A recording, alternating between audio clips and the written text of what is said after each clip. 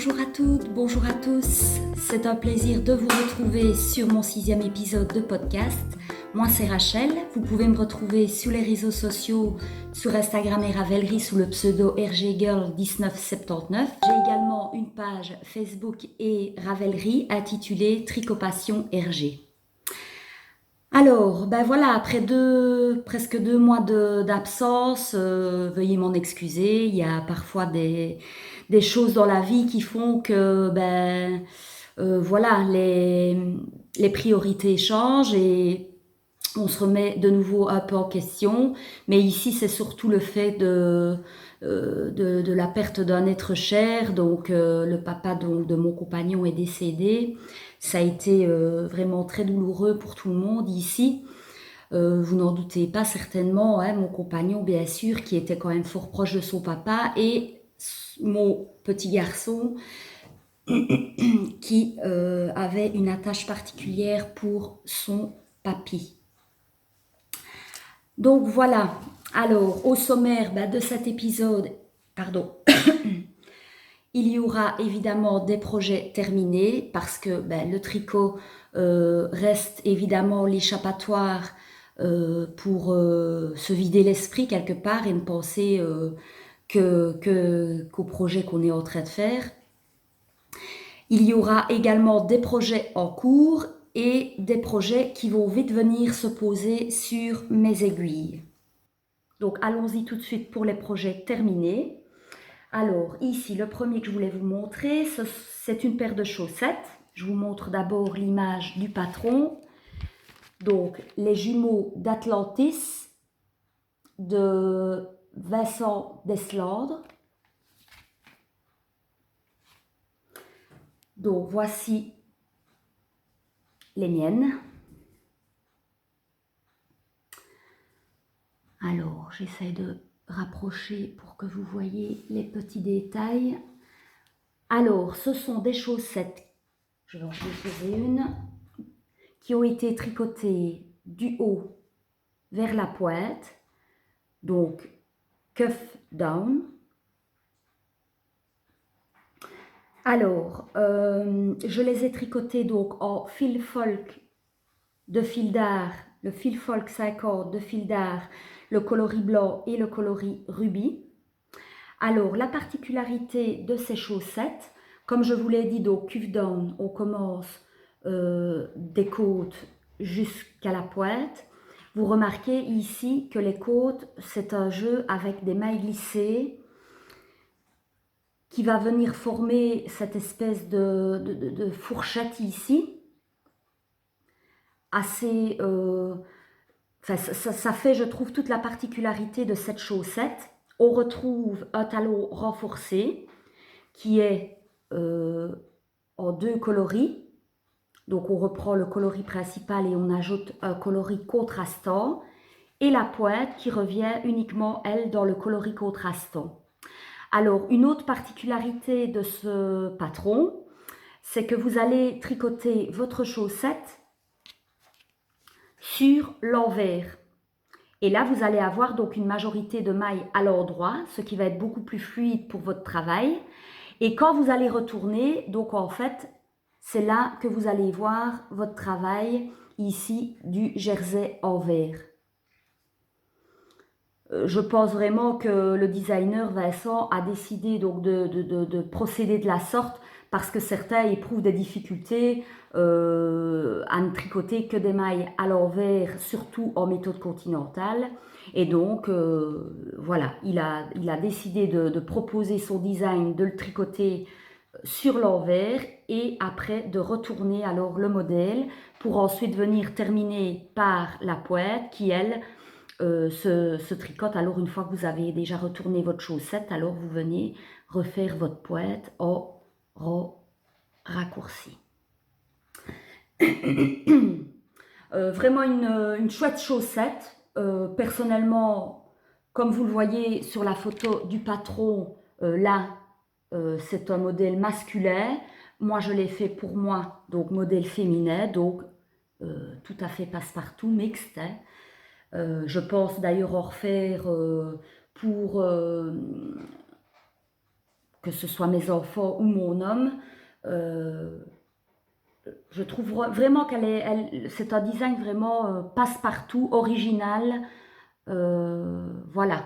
Pas compliqué, le patron est vraiment bien expliqué, il y a vraiment du pas à pas, vous êtes vraiment tenu de A à Z.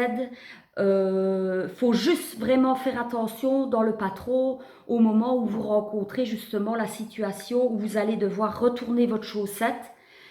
Parce que là, la partie du talon renforcé va être tricotée, on vous demande de retourner la chaussette sur l'endroit et alors vous allez venir incruster alors votre talonnette et votre talon renforcé.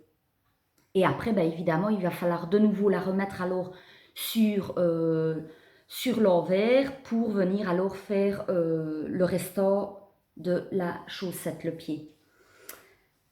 Alors, est-ce que j'avais... Ah oui, on m'avait posé la question si j'avais une préférence entre le fait de les tricoter du haut vers le bas ou du bas vers le haut. Donc, je répète, cuff down, du haut vers la pointe, et toe up, de la pointe vers la tige. J'ai pas de préférence. À ce niveau-là, j'ai vraiment aucune préférence. Personnellement, donc moi, j'ai fait les deux. Et moi, à partir du moment où je me retrouve avec du résultat à la fin, que je la commence du haut ou par le bas, je ne vois pas vraiment l'importance. Je ne vois pas, en tout cas, de préférence, en tout cas pour ma part. Alors, par contre, moi, j'apprécie depuis que je l'ai fait en simultané. Donc, c'est-à-dire que je ne fais pas sur le même câble, ça non, parce que pour moi c'est un peu trop contraignant avec, il faudrait que je commence à faire des pelotes distinctes, etc. pour ne pas trop m'emmêler les pinceaux et j'ai l'impression que c'est plus une tare qu'autre chose. Donc moi personnellement, ben, j'ai mes petites aiguilles circulaires et avant d'acheter, enfin de me faire offrir le kit d'interchangeables, j'avais des petites circulaires. J'en avais acheté de la marque Adic. J'ai des Chiagou. Et donc, ben, j'ai toute une série de paires. Moi, j'utilise beaucoup. Donc ici, celle-ci, j'ai fait en du 2,25. J'utilise beaucoup le 2,25 pour les chaussettes. Je trouve que c'est le meilleur rendu. Et donc, moi, je l'ai fait en simultané. Donc, séparément, mais je vais dire, je vais faire 10 cm une. Puis, je vais commencer l'autre, je vais faire 10 cm. 10 cm l'autre, je reprends l'autre, 10 cm, etc., etc. Et comme ça, ben, ce n'est pas... je trouve que c'est moins contraignant de faire une, on a fini, hop, il faut entamer la deuxième. Refaire 2 fois la même chose, des fois, au niveau chaussettes, en tout cas, ça me pèse. Maintenant, il y a des projets qui personnellement, je me vois très bien le refaire. Voilà, maintenant, c'est chacun ses goûts, hein, finalement. Alors, dans ces chaussettes, vous retrouvez également ce fameux montage à l'allemande, le German Twisted One, et où on l'appelle également le Norwegian Cast One. Vous retrouvez dans les vidéos tuto de Knit Spirit sur YouTube tout le procédé du montage à l'allemande. Et personnellement, je trouve que pour les chaussettes, je vais vous le montrer en enlevant ici la chaussette du support.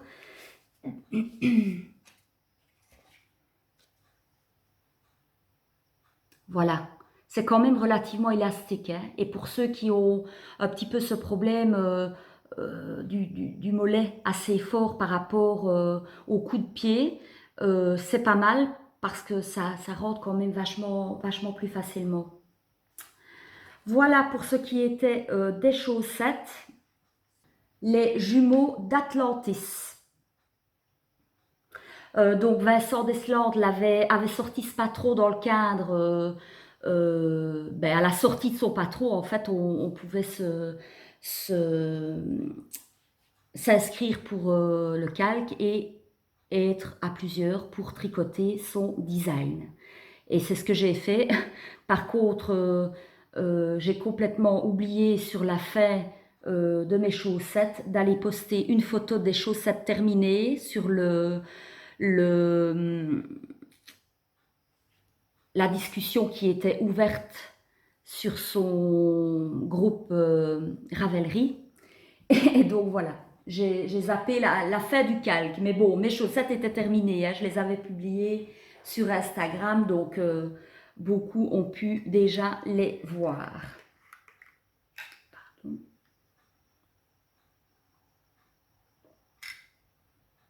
Alors, on passe au deuxième projet terminé. Il s'agit du petit Péridot de Tricot Design MCL, Marie-Christine Lévesque, que vous retrouvez dans son podcast Le Bas Solitaire. Donc, je le rapproche pour vous montrer un peu les détails. Donc, c'est un gilet qui est tricoté du haut vers le bas, top down, avec la particularité donc des raglans et autre particularité, votre bande de boutonnage est insérée tout au long du tricot du corps. Donc en fait, quand votre tricot est terminé, il est fini. Vous ne devez pas venir remonter des mailles tout le long pour venir faire la bande de boutonnage.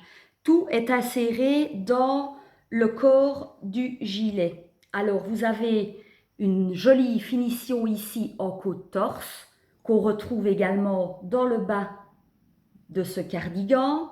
Et autre particularité, c'est ce petit pois texturé qu'on retrouve sur les deux demi-devants et sur le dos.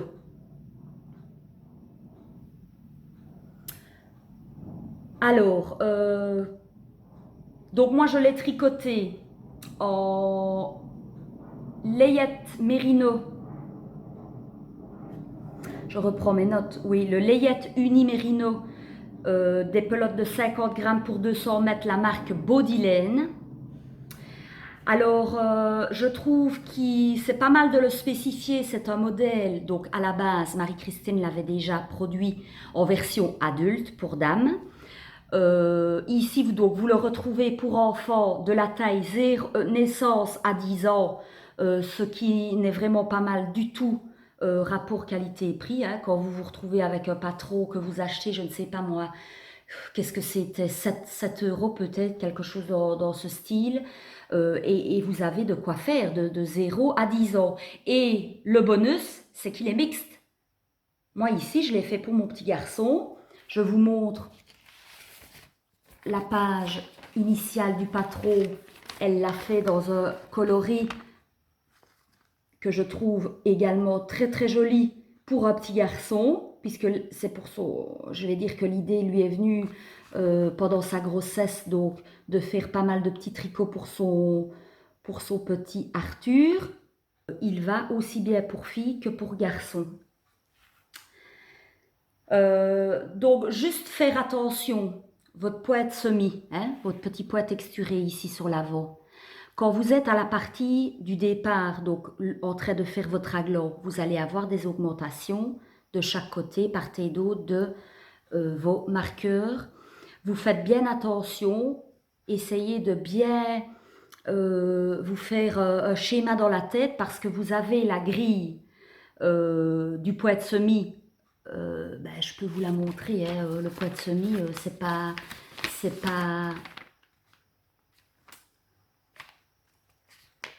une trouvaille. Hein, donc vous avez ce petit cadran à suivre. Mais n'oubliez pas que quand vous faites vos augmentations raglan, vous allez augmenter de part et d'autre. Il faut recalculer pour que votre petit pois de semis de 4 ans en 4 ans vienne se mettre de manière décalée. Il ne faut pas que vous retrouviez votre maille à l'envers que vous avez ici. 4 rangs plus haut, elle doit se trouver 2 rangs.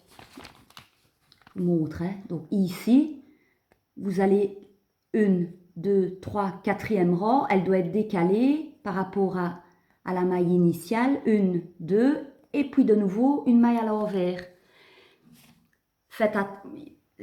Je vous le dis parce que moi, ça m'est arrivé, et pourtant c'est pas la première fois que je fais quand même du poète semi.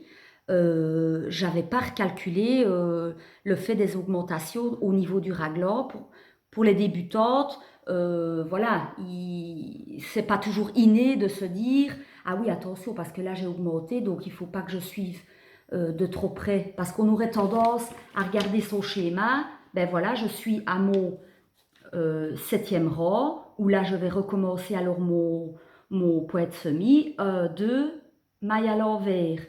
Mais vu que vous en avez augmenté d'une là, faut pas oublier le décalage qui va se faire. Donc moi c'est juste une information faut pas que ça vous échappe quoi. Faites attention parce que je vous dis moi quand j'étais en train de le faire, j'avais pas toutes mes idées très claires et bon voilà, heureusement je m'en suis aperçue vite assez. J'ai pu rectifier le tir et voilà. Alors les manches elles, ben ce n'est que du jersey en droit et juste à la fin donc des côtes torse, rien de bien compliqué non plus. C'est un modèle qui se tricote relativement vite. Personnellement, j'ai mis un peu plus de temps parce que personnellement, moi, je suis multi en cours. Surtout ces derniers temps, j'avais quand même pas mal accumulé. Et donc, voilà, franchement, moi, je le trouve idéal. Je le recommande d'ailleurs aux débutantes. Juste faire attention à ce que je viens de vous dire sur le poète semi quand vous êtes à votre partie raglan, parce qu'après, une fois que vous êtes dans le corps, il n'y a plus d'augmentation qui va se faire. Donc, ça va s'enchaîner et rouler jeunesse, quoi. Donc voilà, moi, personnellement, j'ai apprécié aussi tricoter. C'est pas la première fois que j'utilise le layette uni Merino de Bodylane. Maintenant, on verra à l'usure. Ici, il a déjà été lavé une première fois. Déjà, il avait subi donc son blocage. Voilà, il n'y a pas... Oui, il y a un petit duvet, mais rien de... C'est pas des bouloches, quoi. C'est la laine qui est comme ça. Donc voilà pour le petit péridot. Donc je l'ai tricoté personnellement en 3,5 pour le corps et 3,25 pour les côtes, donc la fin des manches et le bas du gilet. Dans le patron, là vous avez justement les côtes qui sont en 3,5 et le corps en 3,75. Mais je trouvais que le rendu, j'avais fait quand même un petit bout d'échantillon malgré tout. C'est le 3,50 pour le corps et le 3,25 pour les bordures qui rendaient le mieux. Et voilà, 6-8 ans. Voilà pour ce qui était du petit péridot. Alors, si vous me suivez sur Instagram, on va y arriver, je vous avais parlé, d'ailleurs dans l'avant-dernier, donc le précédent épisode, mon idée de faire un gilet Bernadette, ou en tout cas de me baser sur un modèle de gilet Bernadette. J'avais trouvé, je vous l'avais montré, la veste overside. C'est Katia donc, qui a édité ce patron. Vous pouvez retrouver le téléchargement gratuit sur le site de katia.com pour cette veste overside. Donc à la base, c'est une veste qui est tricotée avec une espèce de fil mohair. Vous assemblez 3 braies ensemble, vous tricotez 3 braies ensemble. Et moi ici, donc je vous avais montré, j'avais de la toute grosse laine qui à la base aurait dû être tricotée dans au moins 10 et 12 mm. Et je me suis entêtée parce que vraiment l'idée me trottait quand même depuis un bon bout de temps, depuis que j'avais moi récupéré toutes ces pelotes de laine là dans la petite boutique à Warem qui arrêtait tout ce qui était tricot. Cette laine, je la voyais tous les jours, chaque fois que je montais, j'allais tout près de ma réserve de laine là, et je me dis, il faut absolument que je tricote ces laines, il faut absolument... Et donc, cette laine-là, évidemment, elle avait déjà bien plus à la petite de mon amie qui, je lui avais parlé, je vais te faire un gilet en grosse maille. Mais je me suis retrouvée au moment d'être à table, de vouloir faire mon montage. Ben oui, mais je n'ai que du 6,5 et du 8 maximum pour jouer sur un écart de 2 tailles, plus ou moins. Donc, parce que j'avais bien du 7,5, mais il aurait fallu, si je travaillais les côtes en 7, il aurait fallu que je travaille le corps en 9 et j'avais pas du 9. Et ben voilà, la flemme de... Je crois que j'avais déjà fait assez de commodes pour le mois. Donc je me suis dit, on va tester en 6,5 et en 8. Donc voilà, me voilà en train de commencer mon gilet façon bottom-up. Donc j'ai commencé vers le bas, les côtes, puis j'ai monté. Arrivé aux emmanchures, j'ai mis en attente les mailles du dos et j'ai fait les deux demi-devants de manière d'abord un et puis l'autre. Et puis je suis venue faire mon dos et puis j'ai... Mais au bout du compte, j'avais été un peu trop large. Ben oui, mais c'est censé être une veste overside. Un gilet Bernadette, c'est ample. Les manches n'ont pas besoin forcément d'être longues, ça peut être bouffi. Et je me suis rendu compte, au vu de du nombre de pelotes initiales, que ben, mon paquet de pelotes avait joliment fondu et que j'arrivais sur la fin. Et donc j'ai dû redétricoter tout, retravailler toutes les dimensions de mon gilet pour avoir assez avec le nombre de pelotes que j'avais.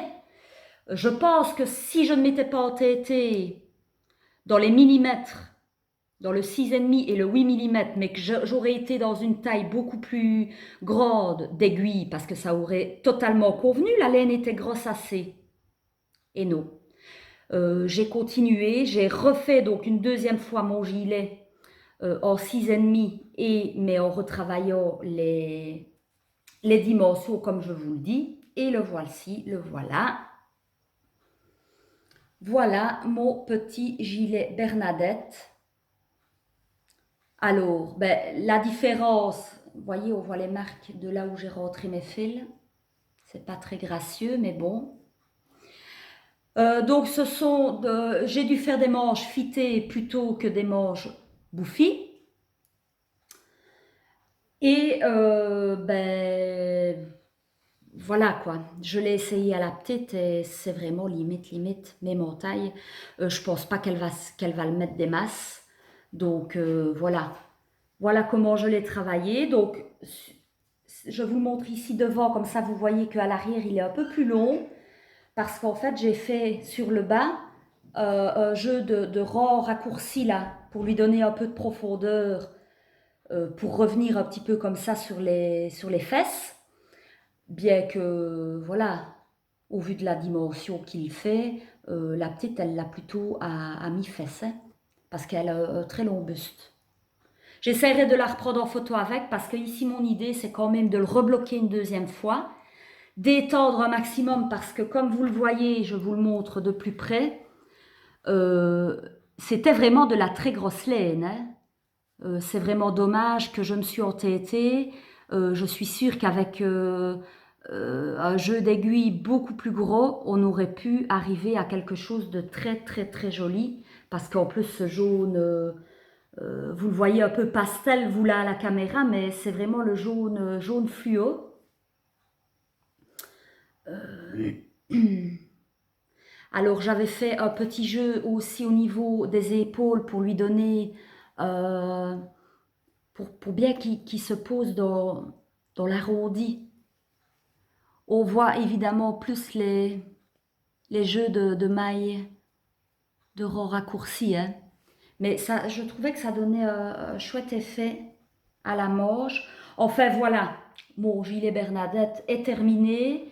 C'est juste que j'ai été un peu déçue parce que au final, je me suis dit, t'as passé autant de temps, enfin sur 3 jours il était fait, hein, mon gilet Bernadette, c'est pas ça parce que c'était quand même des grosses aiguilles. À m'entêter, voilà, au final, je me retrouve quand même avec un gilet que la petite va pas savoir mettre très très longtemps. Ouais. Et c'est ça qui pour moi est quand même dommage, d'avoir passé, si c'est même que 3 jours, euh, sur un projet qui finalement, ben, la petite va pas le mettre des masses, quoi. Et ça, il m'en est. Et comme je l'avais déjà défait une première fois, je le refais une seconde fois, je rentre les fils, je le bloque, je l'essaye à la petite et c'est là ma déception totale. Je me suis dit non, je recommence pas, tant pis.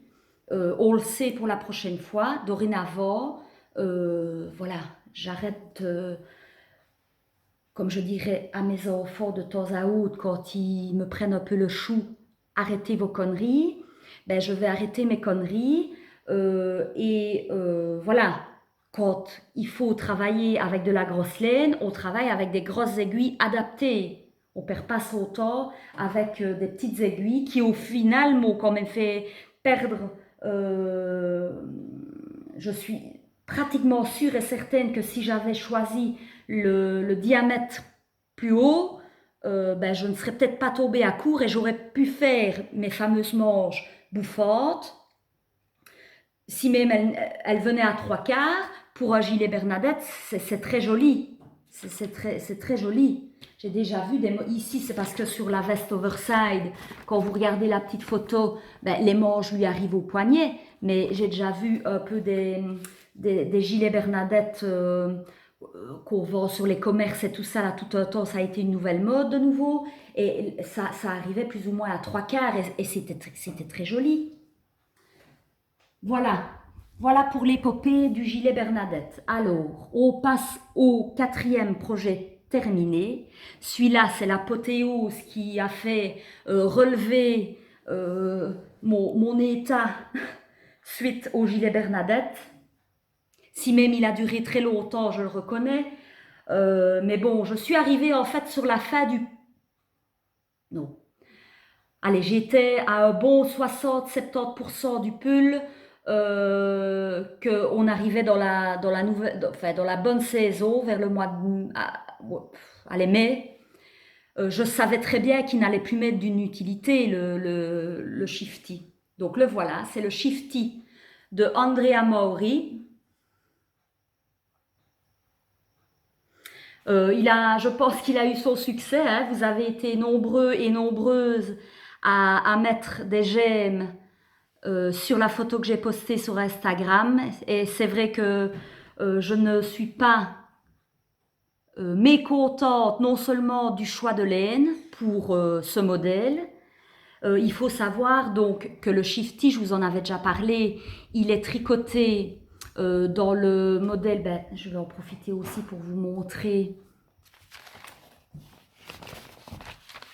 l'image du patron initial de Andrea Mauri, pour celles qui n'auraient pas forcément Ravelry.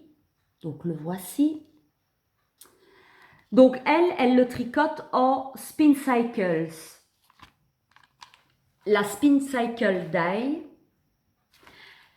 on va pas y aller par 4 chemins, c'est une laine relativement onéreuse.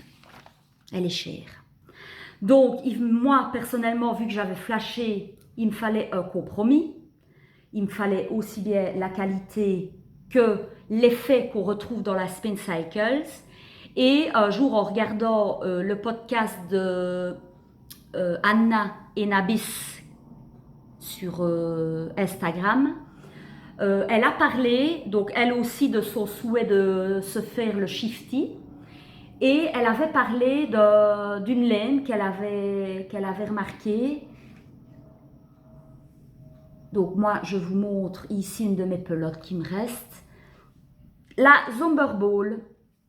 La Zomberball Crazy. C'est une laine allemande.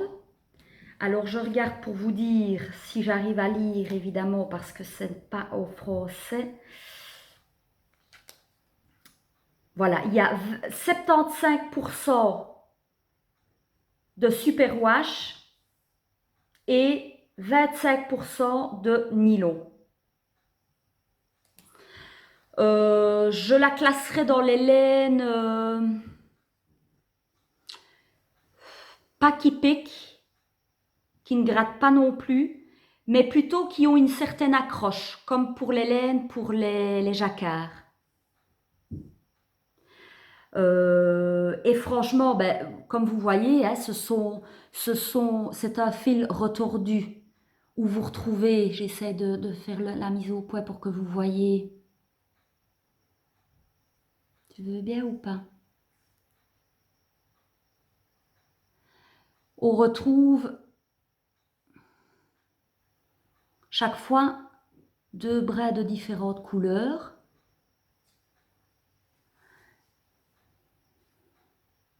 Non, j'arrive pas à faire plus net que ça, excusez.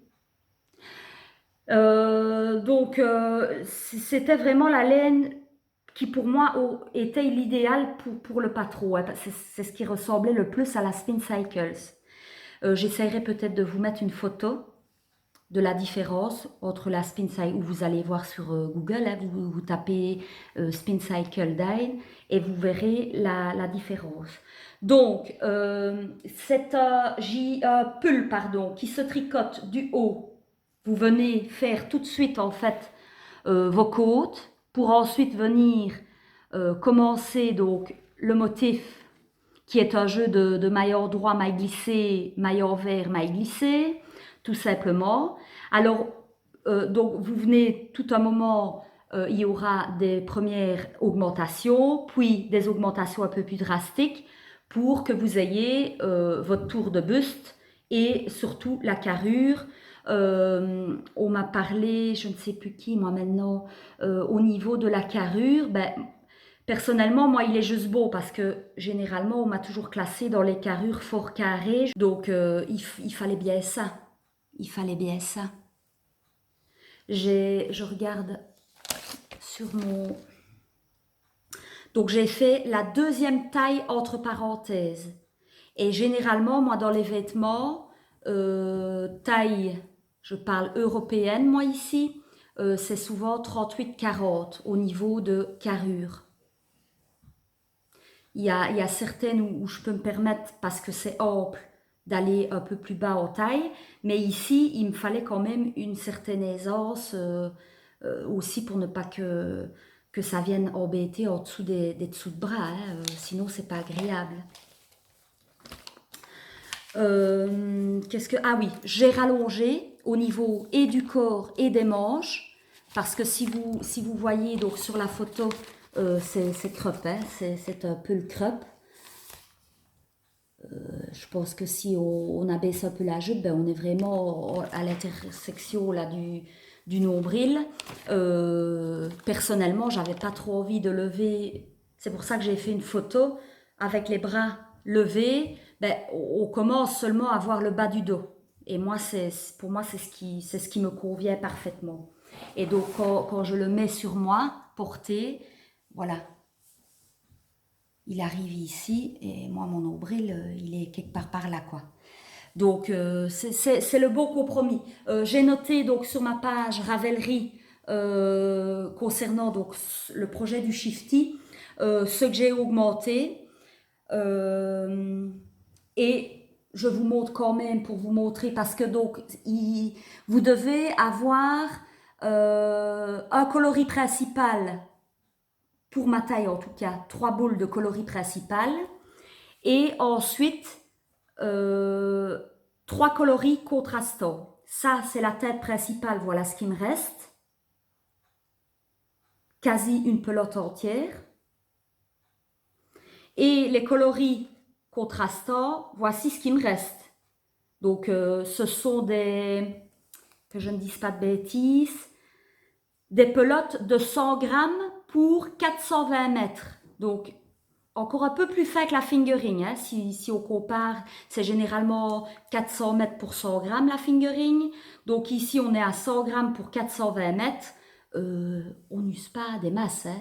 Et quand je vois ce qui me reste en coloris contrastant et coloris principal, ben, vous devinez, hein, je pense que j'ai de quoi faire un bonnet. Et ça devrait venir pour l'hiver prochain, donc j'ai encore du temps à voir venir. Donc voilà, qu'est-ce que j'avais encore à dire sur le shifty? Le shifty, je l'ai tricoté en 3 mm pour le corps et 2,75 pour les côtes. C'est vraiment ce qui se prêtait le mieux pour le rendu de la laine. Oui, ici je vois 3,5, mais moi le corps, c'est certain, je l'ai fait en 3 mm et les côtes en 2,75. Et j'ai choisi donc la deuxième taille entre parenthèses. Donc, et on est vraiment dans les dimensions. Hein. Moi, il me fallait pas plus large. Hein. Donc, ben, je pense que c'est tout. Hein. C'est tout pour le shifty. Alors maintenant, on passe au projet en cours. Je n'en ai plus que, c'est formidable, sur mes aiguilles. Il s'agit du gilet Elton dans le cadre d'un calque organisé par Amandine dans les bulles d'Amandine, son pseudo sur Instagram. Il va être beau mon gilet Elton. Donc c'est un gilet qui se tricote du haut vers le bas. Je suis pratiquement arrivée là au métrage, au centimètre voulu pour le long du corps. Donc je vais bientôt là terminer par les côtes et je vais venir alors relever tout du long de l'emmanchure et ça va être des manches fitées 3/4 plus ou moins. Je vais voir en fonction aussi de ce qui me reste comme laine. Et donc je vous en parlerai plus la prochaine fois. Donc ça c'est mon encours actuel que je tricote en albertine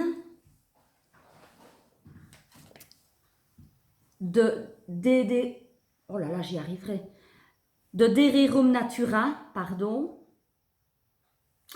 Coloris crème pour le blanc. Et le mohair, c'est du lisse de chez Veritas. Au précédent épisode, je vous avais parlé, j'avais une pelote d'un mohair de chez Fil d'Art et quand j'ai voulu en recommander, parce qu'à la base c'était celui-là que je voulais utiliser, il était en rupture de stock, donc il a fallu trouver un mohair d'Ardard et donc j'ai trouvé celui-ci chez Veritas qui fait pour moi parfaitement l'affaire. Donc 25 grammes pour 210 mètres. Et la composition, c'est du 70% de mohair et du 30% de soie. Je pense que ça tourne autour des 7-8 euros la pelote. C'est pas mal pour un mohair, je trouve. Alors,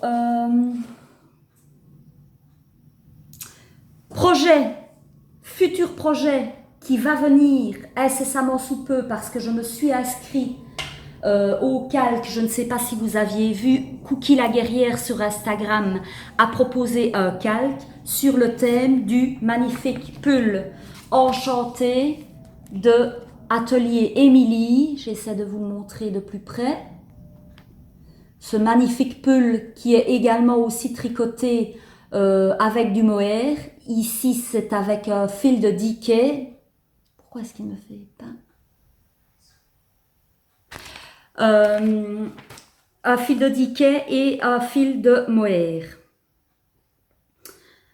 Alors, je vous montre juste le schéma ici. Donc, vous remarquerez, ce sera également avec ce que j'aurais voulu, justement pour le gilet Bernadette, ce style de manche, vous voyez, qui vient et qui s'agrandit un petit peu pour faire bouffante et puis de nouveau se rétrécit au niveau du poignet. Alors, ce sera j'avais mis une photo sur Instagram avec de la lisse. La mohair, c'était de la lisse, mais finalement, je ne vais pas prendre celle-là. Parce que, de nouveau, là, apparemment, il ne faut plus ce coloris-là. Donc, avec une pelote, moi, j'aurais jamais assez pour faire un pull. C'est impossible. C'est dommage, hein, parce que c'était vraiment le mohair idéal. Donc la couleur de la laine, ce sera ceci. Mais voilà, je dois laisser tomber celui-là parce que je ne sais pas en racheter. Alors j'ai opté pour un autre mohair. Il est un petit peu plus épais, donc j'ai un peu peur. Il va falloir que je refasse là un échantillon, voir un petit peu si je suis bonne ou si je dois jouer sur mes tailles d'aiguille, etc. Mais bon, il n'est pas mal non plus. Hein. Je l'ai trouvé aussi chez Bodylane. Celui-là, c'est le mohair onctueux, où vous retrouvez du 70% de mohair et 30% d'acrylique. Mais il porte bien son nom, onctueux. Et je pense qu'au niveau du coloris, ben, on est plutôt similaire. Hein, on est dans des Bordeaux, hein, là. Bordeaux, aubergine. Je pense que ce sera pas mal. Hein. Je me réjouis de le monter. Ça ne saurait tarder. Alors, en achat, ben, vous n'avez pas été sans le voir, à mon avis. Donc, mon support chaussette, j'ai acheté donc des supports chaussettes sur une boutique Etsy, Woodico. C'est ukrainien, si je ne m'abuse. C'est sympathique et c'est beaucoup plus agréable de pouvoir vous montrer les chaussettes sur un support. Comme ça, vous voyez bien les détails. Donc voilà, ça c'était un de mes petits achats. Il y a eu aussi de la laine, je vous montre. C'était les soldes, hein, on n'allait pas passer les soldes. Donc voilà, ici de la Arbor, Brooklyn Tweed. Donc si vous me suivez, je vous avais parlé de mon envie de faire un pull, soit pour mon grand ou pour mon homme. Le Beauceron de Vincent Deslandres. Ben voilà, j'ai trouvé la laine pour le patron. Je vous remets une petite photo du Beauceron. Je pense que là, on sera plus ou moins proche du modèle initial du patron de Vincent. Je me réjouis de le monter, mais comme vous le voyez, ben, c'est de la grosse laine. Je pense que je vais le réserver. Vous n'êtes pas sans savoir, il y a un petit branle-bas de combat là sur Instagram depuis un bon mois là maintenant, concernant la réédition du Knitich. J'y ai participé l'année passée, ça a vraiment été une expérience formidable. Donc, si tout va bien d'ici là, j'espère réitérer cette année. Ça commence un peu plus tôt que l'année dernière, si je ne m'abuse. Cette année, ce sera, je pense, le grand lancement le 11 septembre, quelque chose comme ça. Et donc, forcément, pour essayer de faire du métrage, on essaye de faire des patrons avec de la grosse laine. Et donc, je me suis dit que le Beauceron ferait son affaire et on arriverait plus ou moins... comme normalement il devrait être vite tricoté, donc voilà, je le réserve pour le Knitich. Alors, qu'est-ce que je pouvais encore vous dire au niveau des achats? Ah oui, il y a ceci. Donc, c'est de la laine que j'ai acheté dans le magasin de Stéphane et Pénélope via Internet. Je ne suis pas allée à Amsterdam, dommage. Alors, donc ici, vous avez du Cottage Merino, 100% Merino Superwash, le coloris Arctic Worth, pas bien lire. Donc, c'est la marque Walk. Et ici, vous avez le Westwall. Donc ça, je pense que c'est une laine de Stéphane. Sa propre laine, enfin sa marque de laine, West. Donc ici, c'est 90% apparemment donc de mérino et 10% de texel. Je ne sais pas ce que c'est. Est-ce que ce serait peut-être du nylon? Il faudra que je fasse une recherche sur Internet. Je ne sais pas du tout. Et donc ici, mon idée, c'est de faire un petit châle pour mon petit dernier, Yanis, qui a 6 ans et demi. J'avais repéré dans cette tête, je pense que c'est un des derniers sur quand vous allez sur la page, Yanis entend qu'on parle de lui. Il vient espionner pour voir qu'est-ce que maman a décidé de lui faire comme châle. Tu peux venir dire bonjour, hein? Voilà, c'est le Mosaic Mussing. Mais en fait, il fait partie du fameux West Knit Calque 2019.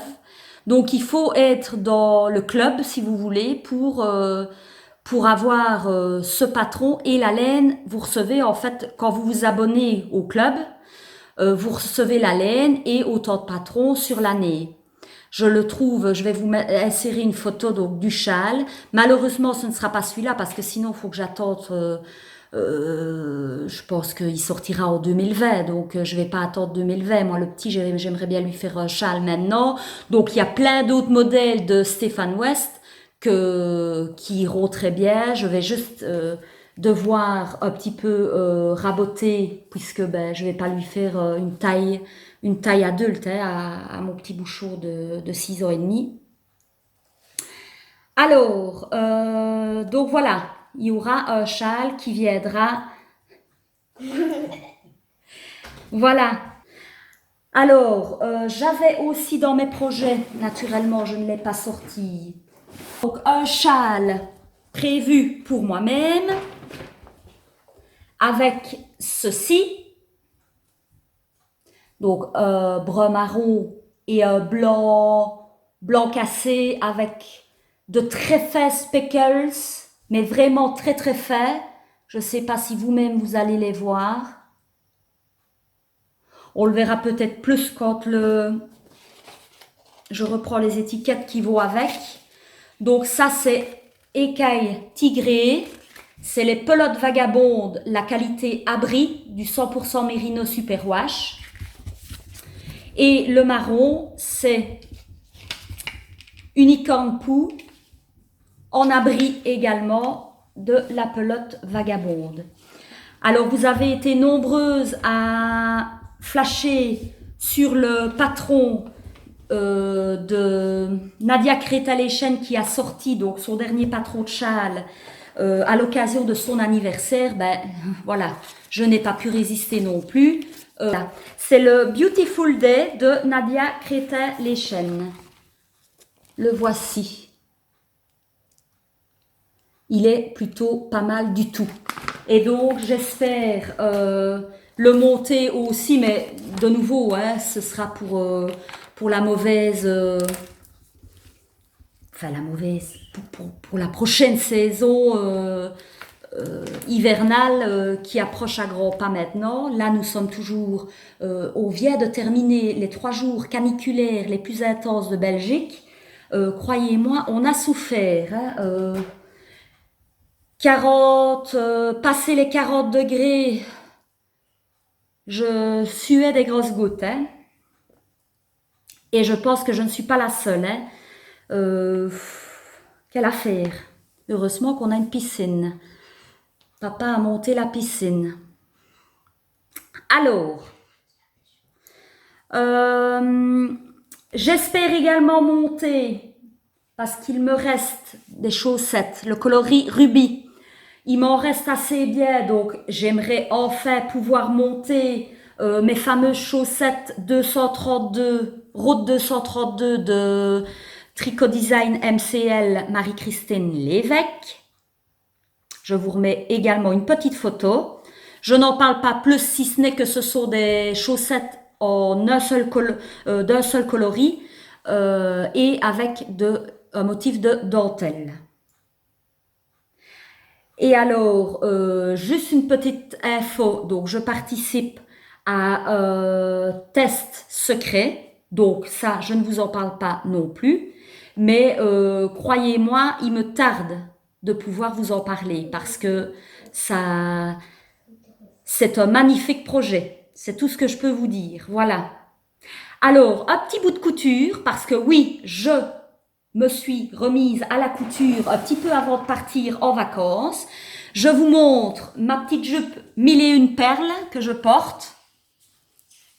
Donc toute simple, hein, une jupe toute simple, élastiquée dans le dos.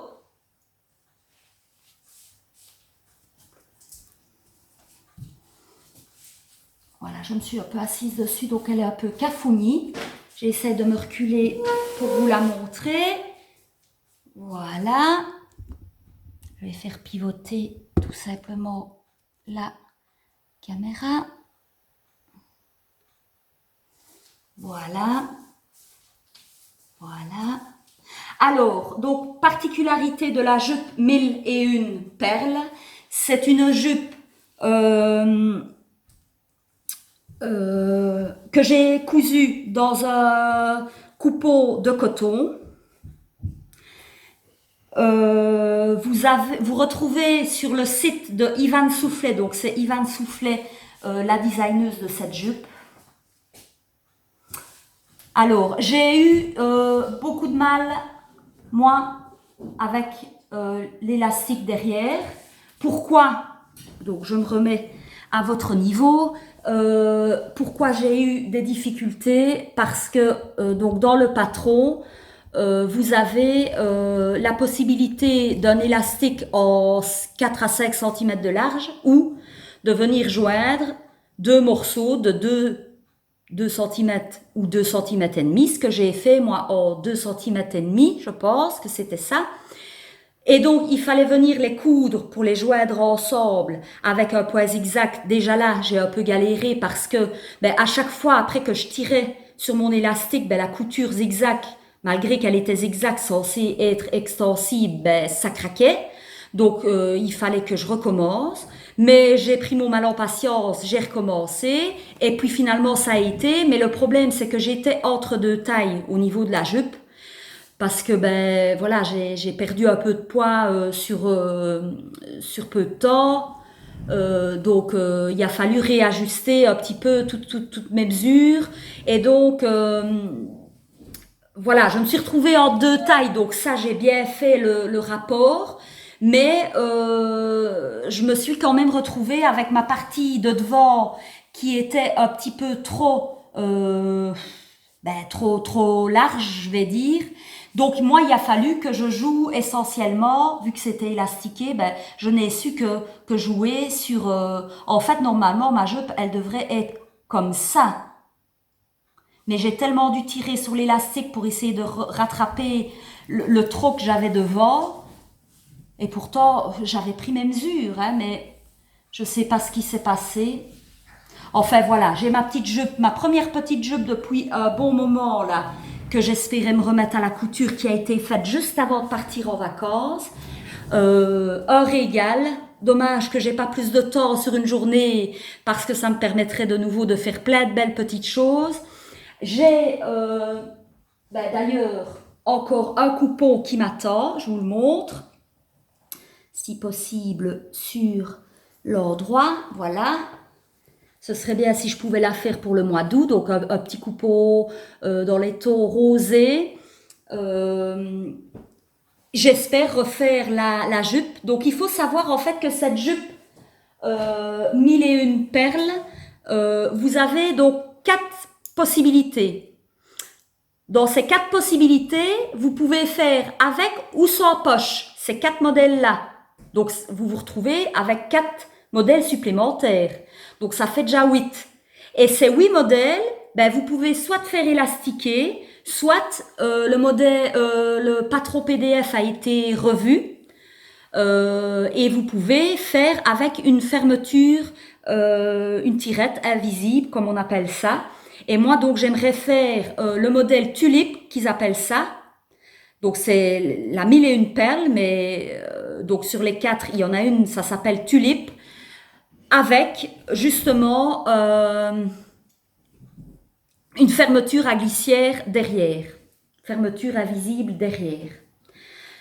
Voilà, alors, mais bon, entre-temps, il y a eu autre chose qui est venue se greffer parce que nous étions à la période de la fête des mamans et Lise Taylor avait proposé un de ses coupons avec le patron avec une petite promo. Donc là, juste avant de partir en vacances, je me suis dit, allez, je fais ma petite robe. Donc c'est la petite robe Muse. C'est les ateliers, ma petite garde-robe qui le propose. Alors, donc moi donc le patron est coupé. J'ai déjà mis le mot, donc c'est le coupeau, je crois que c'est dans les polkas, j'ai pris je crois que c'est framboise, mais je ne vois plus le nom, je pense qu'il n'y en a plus en fait, c'est pour ça qu'elle l'a retiré du site. Donc j'ai déjà mis elle est un peu chiffonnée parce que depuis qu'on est rentré de vacances, je n'y ai plus touché. Donc là, le haut est assemblé, je dois assembler le bas au haut, mais d'abord faire froncer, etc. Enfin, j'ai encore quelques petites choses à étudier pour tout ça parce que ça n'a déjà pas été une messe à faire de couper dans de la viscose. J'ai vraiment eu toutes les pénitences. Enfin, soit je pense que là, elle mérite un bon coup de repassage, donc ça sert à rien de vous la montrer dans un état comme ça. Mais au moins, vous aurez vu le tissu que j'utilise et ce que je suis en train de faire. Donc, la petite robe Muse, ma petite garde-robe sur Instagram. Voilà, donc une fois que j'aurai fini la petite robe Muse, ben, je pourrais envisager alors ma jupe avec la fermeture à glissière, et là ce sera déjà pas mal. Tout ce que je voulais vous dire, parce que des fois c'est un petit peu comme mon histoire là avec mon gilet Bernadette, je me précipite, des fois j'ai une idée comme ça, vas-y on le fait, mais des fois je ferais mieux de lire, ou en tout cas d'un petit peu plus me documenter avant de faire des boulettes. Donc, je me suis acheté, regardez, c'est pas encore ouvert, hein, c'est vraiment tout nouveau, d'avant les vacances. J'avais dit que je le prendrais en vacances pour le débuter, je l'ai oublié. Ben oui, il fallait d'abord penser aux valises avec les vêtements principaux, et ma lecture, ben, je l'ai oublié. Donc, c'est l'encyclopédie de la couture de Singer, des techniques pas à pas, des modèles adultes et enfants et des patrons. Donc voilà, je vous en dirai plus la prochaine fois parce que comme je vous dis, je ne l'ai pas ouvert. J'ai pas eu encore l'occasion. Donc c'est les éditions Mango. Je l'ai trouvé chez Veritas. Voilà, donc j'ai de quoi faire. Donc qu'est-ce qu'on nous dit ici? Il est composé de 3 parties. C'est vraiment la Bible de la couture en détail qui répond à vos questions. Une première partie où on apprend à utiliser une machine à coudre, qu'il s'agisse d'une Singer ou pas, ici ils le mettent. Hein. On se familiarise avec les différents termes, les fonctionnalités, et également on parle un petit peu des mystères de la surjeteuse. Ça, je n'en ai pas encore. Ça viendra peut-être dans le futur, mais tant que maintenant je fais avec ma petite machine à coudre, on verra dans le futur, hein, parce que je ne vous promets pas d'ailleurs qu'il y aura chaque fois une partie couture, hein, loin de là, parce que des fois je dois déjà ramer pour trouver du temps pour le tricot que j'adore. Maintenant vient s'ajouter la couture, je suis déjà en train de me demander comment je vais pouvoir faire tout ça. Enfin, soit. La seconde partie, donc, ils nous disent que c'est on découvre alors les techniques nécessaires, comment est-ce qu'on peut piquer droit, comment est-ce qu'on pose un biais, est-ce qu'il existe une technique simple pour coudre une fermeture éclair, donc ça va pouvoir me servir notamment dans ma petite jupe 1001 perles, et comment est-ce qu'on réalise également une boutonnière. Alors, grâce à la troisième partie, ici, on nous dit de se lancer dans la confection, alors, hein, parce qu'il y a plus de 70 modèles qu'on retrouve dans ce bouquin. Des vêtements pour enfants, pour adultes, des sacs, des accessoires, des objets pour la maison, du simple au plus complexe. Ces projets sont autant d'occasions de tester vos nouvelles connaissances, ce qui n'est pas mal. Ben voilà, je finirai donc par ces quelques mots de la fin pour vous remercier d'être abonné à ma chaîne déjà, vos petits commentaires qui profitez du week-end là qui arrive. On est le 27, samedi 27. Là, je vais tout doucement aller m'apprêter pour partir au boulot. Bon tricot à toutes. Bisous, merci.